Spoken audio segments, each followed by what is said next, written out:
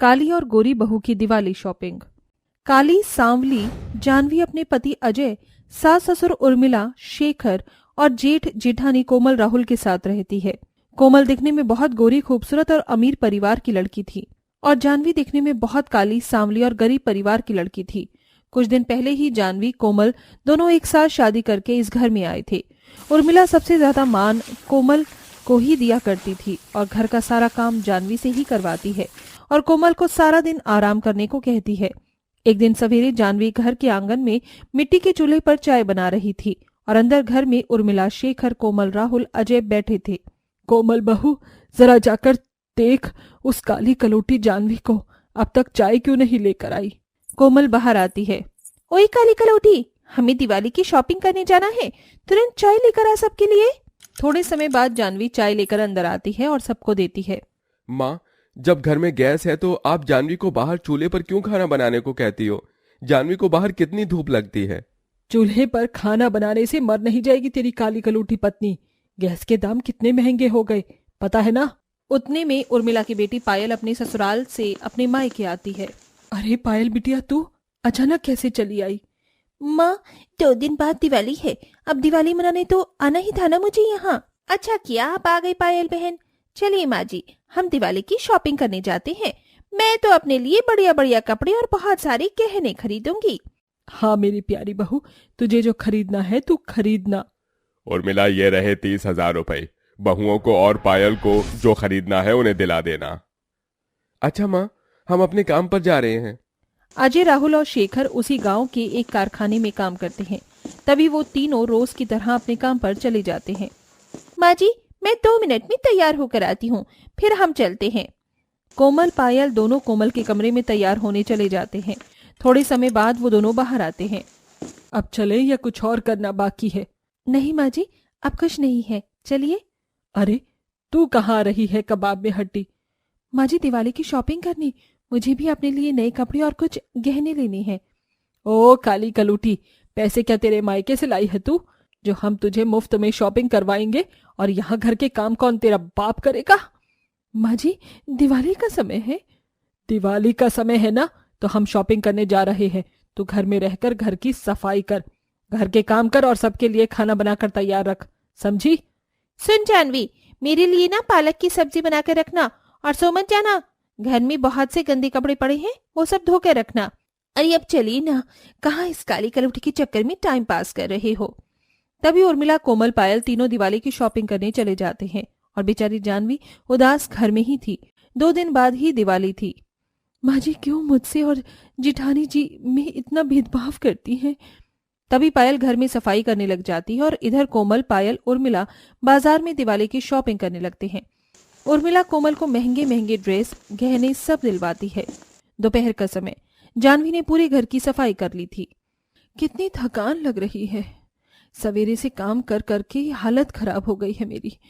अब इतने सारे कपड़े भी धोने हैं, क्या करूं? कपड़े नहीं धोऊंगी तो माँ जी और सुनाएंगी। तभी जानवी सारे गंदे कपड़े लेकर बाथरूम में आती है और अपने हाथों से वहां कपड़े धोने लगती है।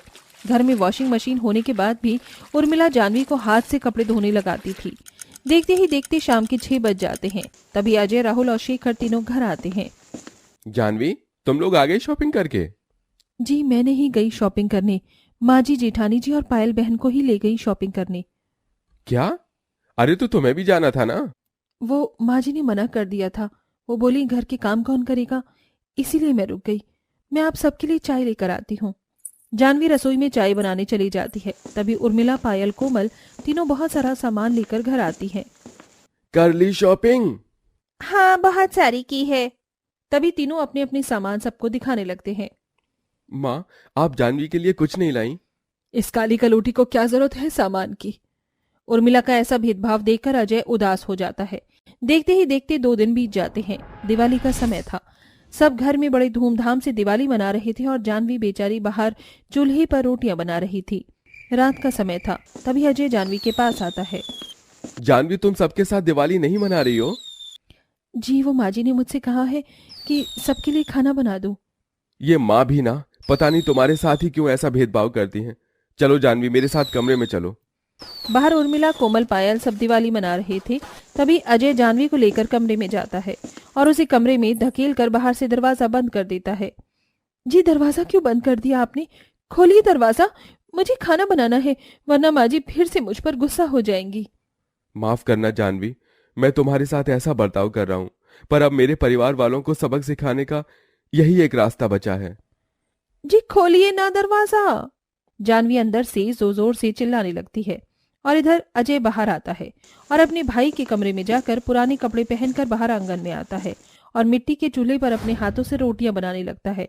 तभी अजय को चूल्हे पर रोटियां बनाता देखकर आस पड़ोस की महिलाएं और लोग हंसने लगते हैं। ये देखकर रोहन और सबके होश उड़ जाते हैं। अरे उर्मिला बहन, दिवाली के दिन आपका बेटा ये क्या काम कर रहा है? अरे भाई अजय, ये लुगाई वाले काम भी करता है क्या तू? हमें तो पता ही नहीं था। सब अजय का मजाक उड़ाते हैं। उर्मिला, ये अजय क्या कर रहा है? सब लोग हंस रहे हैं उस पर। तभी सब अजय के पास आते हैं। अजय, ये सब क्या है? क्यों हमारी इज्जत की धज्जियां उड़ा रहे हो तुम? उठो वहां से, सब हंस रहे हैं तुम पर। देवर जी, जानवी कहाँ है? और ये क्या, दिवाली के दिन आप ऐसे फटे पुराने कपड़े पहनकर ये सब क्यों कर रहे हो? अजय, उठ जा वहां से और जाकर तुरंत तैयार होकर आ और हमारे साथ दिवाली मना। मैंने तेरे लिए नए कपड़े भी लाए हैं। क्यों माँ, अपने बेटे को दिवाली के दिन इस पुराने कपड़ों में देखकर आपको तकलीफ हो रही है? यहाँ मुझे खाना बनाते देख आपको तकलीफ हो रही है? बेटा, ये काम तो बहू भी कर लेगी। आज दिवाली है, तू हमारे साथ दिवाली मनाना। माँ, जब आपको मेरी इतनी फिक्र हो रही है तो जानवी तो आपकी बहू है ना? आपको नहीं दिखा कि आपकी छोटी बहू दिवाली मना रही कि नहीं? उसने नए कपड़े पहने कि नहीं? क्या जानवी को हमारी तरह खुश रहने का अधिकार नहीं है? क्या उसे दिवाली मनाने का अधिकार नहीं है? आपने तो कोमल भाभी को नए नए कपड़े गहने सब दिलवाए और अब आप उनके साथ धूम से दिवाली मना रहे हो। और जानवी को क्या दिलाया आपने? कुछ भी नहीं। उसे तो आप अपने साथ दिवाली भी नहीं मनाने को बोल रहे। क्यों माँ, ऐसा भेदभाव क्यों? जबकि कोमल भाभी की तरह जानवी भी आपकी बहू है। कोमल भाभी गोरी है तो वो बहू है और जानवी काली है तो वो नौकरानी। तो माँ, फिर आओ आप राहुल भाई के साथ ही दिवाली मनाइए, क्योंकि मैं जानवी का पति हूँ। और जब मेरी पत्नी को इस घर में नौकरानी माना जाता है, उसके साथ दिवाली नहीं मनाई जाती, तो आप सब मेरे साथ भी दिवाली मत मनाइए, क्योंकि मैं जानवी का पति हूँ। अजय की बातें सुनकर सबकी आंखों में आंसू आ जाते हैं। उर्मिला बहन, आप अपनी बहुओं में इतना भेदभाव करती हो? छी छी छी छी। सब उर्मिला को बहुत खरी खोटी सुनाते हैं। माँ, पिताजी, मैं जानवी को लेकर अब हमेशा के लिए इस घर से जा रहा हूँ। अजय घर में जाता है और जानवी को कमरे से बाहर ले आता है और उसे वहां से ले जाने लगता है। तभी उर्मिला उसे रोक देती है। अजय बेटा, जानवी बहू, मुझे माफ कर दो। काले और गोरे रंग के भेदभाव में मैं अंधी हो चुकी थी। मैं ये कैसे भूल गई कि जब हमें दिवाली मनाने का अधिकार है, हमें खुश रहने का अधिकार है, तो जानवी बहू को क्यों नहीं? मैं अपनी जिद में जानवी बहू की खुशियां भूल गई थी। मुझे माफ कर दो बच्चों। जानवी बहू, चल मेरे साथ, मैं अभी तुझे दिवाली की शॉपिंग करवाती हूँ और अब हम सब तेरे साथ खुशी खुशी दिवाली मनाएंगे। ये सुनकर जानवी अजय बहुत खुश हो जाते हैं। तभी उर्मिला और सब जानवी को लेकर बाजार आते हैं और उसे महंगे महंगे कपड़े, गहने और सारा दिवाली का सामान दिलाते हैं और घर आकर सब उसे तैयार करके जानवी के साथ खुशी खुशी दिवाली मनाते हैं। दिवाली खुशियों भरा त्योहार है, इसमें खुशियां बांटनी चाहिए और सबके साथ हंसी खुशी मिलजुल कर दिवाली मनानी चाहिए। ये कहानी है वंशिका की, जो माता रानी की बहुत बड़ी भक्त थी। जब से उसने अपना होश संभाला था, सिर्फ माता रानी की ही पूजा करती थी। फिलहाल शादी के बाद वो अपनी सास मीनाक्षी और पति केशव और 2 छोटे बच्चों के साथ खुशहाल जिंदगी जी रही थी। लेकिन अचानक से घर के खर्च चल नहीं पा रहे थे, क्योंकि केशव का काम ठीक नहीं चल रहा था। वो जौ और गेहूं उगाया करता था, लेकिन 2 बार से उसकी फसल बेकार होने लग गई थी। दोपहर के खाने में वंशिका सबको रोटी से नमक दे देती थी। तभी 5 साल का उसका बेटा अविनाश कहता है, माँ, ये रोटी को नमक से कैसे खाएंगे हम? मेरा ये बिल्कुल भी खाने का मन नहीं है। हाँ, मुझे भी ये नहीं खाना है। क्या बात है बहू, तूने बच्चों को ऐसे खाना क्यों दिया है? माँ जी, आप तो जानती हैं केशव जी के खेत का काम कैसा चल रहा है। 2-3 महीने से अच्छी फसल बिल्कुल नहीं आ रही है और कल से नवरात्रि है। घर में आज खाने के लिए कुछ राशन नहीं था। वो तो जैसा आटा था वैसे मैंने रोटी बना दी। भूखे रहने से अच्छा है कि वो नमक और रोटी खा ले। इसमें तेरी भी क्या गलती है? हमारे हालात ही ऐसे हैं। अब हम 9 दिन तक माता रानी की सेवा कैसे करेंगे? घर में कुछ भी नहीं है, केशव का काम भी नहीं चल रहा है, और तू व्रत भी रखेगी तो एक बार तो फलहार करना ही होगा। हे देवी मैया, हम पर कृपा करो। मैं कैसे करूंगी आपकी सेवा? 9 दिन तक मेरे पास कुछ नहीं है। माँ, आप चिंता मत करो, मेरी गुल्लक ले लो। मैंने उसमें 4-5 महीने से पैसे जमा किए थे, और अविनाश ने भी। उन पैसों से आप कुछ सामान लाकर बेच लो। अरे हाँ माँ, कल नवरात्रि है, आप पूजा का सामान ले आओ ना, ताकि उससे थोड़े बहुत पैसे आ जाएं। अरे वाह मेरे बच्चों, तुमने तो मुझे बहुत अच्छी तरकीब दी है। अब मैं यही करूंगी। और तुम्हारे पिताजी के खेत में कुछ पहले की ठीक ठाक जौ भी है, उन्हें मैं उगने रख देती हूँ और वही बेच दूंगी। कल के दिन बहुत बिक्री होती है इसकी। हाँ बहू, तू बिल्कुल ठीक कह रही है। तभी गीता अपनी गुल्लक लाकर फोड़ देती है और उन पैसों से वंशिका पूजा की छोटी छोटी सामग्री, कपूर, चुन्नी, नारियल, जौ रखने का मिट्टी का बर्तन इत्यादि ले आती है और कुछ बर्तनों में अपने खेत की जौ डालकर दबा देती है। अगले दिन अपने घर में सफाई करके पूरे परिवार के साथ माता रानी की पूजा करती है। हे काल रात्रि है कल्याणी, तेरा जोड़ धरा पर कोई नहीं, मेरी माँ के बराबर कोई नहीं, मेरी माँ के बराबर कोई नहीं, मेरी ममता से जो गहरा था ऐसा तो सागर कोई नहीं, मेरी माँ के बराबर कोई नहीं। जयकारा शेरा वालिदा बोल सांचे दरबार की जय, कलकत्ते वाली मैया की जय, वैष्णो देवी मैया की जय, पहाड़ों वाली माता की जय। बहू, बच्चों को आरती दे दे, फिर प्रसाद में चीनी ही बांट देना, और कुछ तो है नहीं। जी माँ जी। वंशिका, देरी मत करो, मंदिर जाकर सामान लगा दो, तुम्हें वहां भी तो टाइम से पहुंचना है। और मुझे माफ करना, ये सब कुछ तुम्हें मेरी वजह से करना पड़ रहा है, क्योंकि मैं खेत में ठीक से काम नहीं कर पाया। अरे आप बुरा मत माने, ये तो हालात है, मेरा भी तो फर्ज बनता है ना कुछ करने का। तुम दोनों बच्चे भी मेरे साथ वहां चलना, और ये जौ के मिट्टी के बर्तन संभाल कर रखना। ठीक है माँ। फिर वंशिका अपने दोनों बच्चों को लेकर मंदिर के बाहर एक टेबल पर पूजा की सामग्री और जौ को मिट्टी के बर्तन में रख देती है। आइए आइए, पूजा की सामग्री सस्ते दाम पर ले लीजिए, और उगी हुई कच्ची दोनों जौ है, लीजिए लीजिए। सुनिए, मुझे नारियल, माता की चुन्नी, कपूर, धूप बत्ती और ये जौ का एक पैकेट दे दीजिए। आप ये उगी हुई जौ ले लीजिए, बहुत अच्छी है। नहीं नहीं, मैं खुद कर लूंगी, और महंगा भी आएगा ये। कोई बात नहीं, मैं आपका इतना ही सामान कर देती हूँ। इस तरह पहले दिन उसकी ठीक ठीक बिक्री हो जाती है, लेकिन उगी हुई जौ कुछ खास नहीं बिकती। तो अगले दिन वंशिका कहती है, माता रानी माफ करना, थोड़ा सा मुझे झूठ बोलना पड़ेगा, वरना मैं अपने बच्चों का घर का पेट कैसे पालूंगी। आइए आइए, जादुई जौ लीजिए, जिसे घर में लाने के बाद ही आपके घर में उन्नति और बरकत के रास्ते खुल जाएंगे। आइए आइए। अच्छा, इसे खरीदने से बरकत होगी तो मैं और अमीर बन जाऊंगा। यही ले लेता हूं, वैसे भी मेरी पत्नी को उगाना भी नहीं आता है।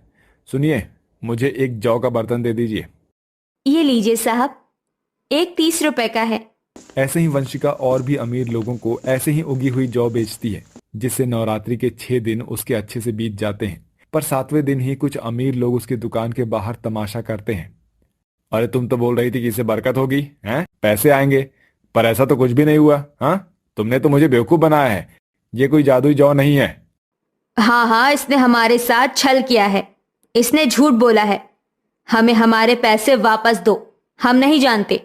आपको गलत फहमी हुई है, मैंने जादुई जौ नहीं बोले थे, ये तो अपनी श्रद्धा से उगाई जाती है। मैं बेचारी गरीब कहाँ से पैसे लाऊंगी, मेरे घर में खाने तक का राशन नहीं था, इसलिए मैंने ये सब किया।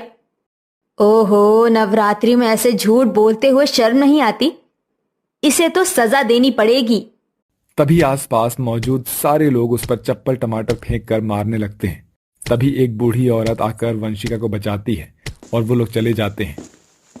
बेटे, तुम्हारी हालत तो खराब हो गई है, कोई बात नहीं, अब घर जाकर आराम करो और ये बची हुई जौ मुझे दे दो। क्या सच में अम्मा जी? आप मेरी सारी जौ को खरीदेंगी?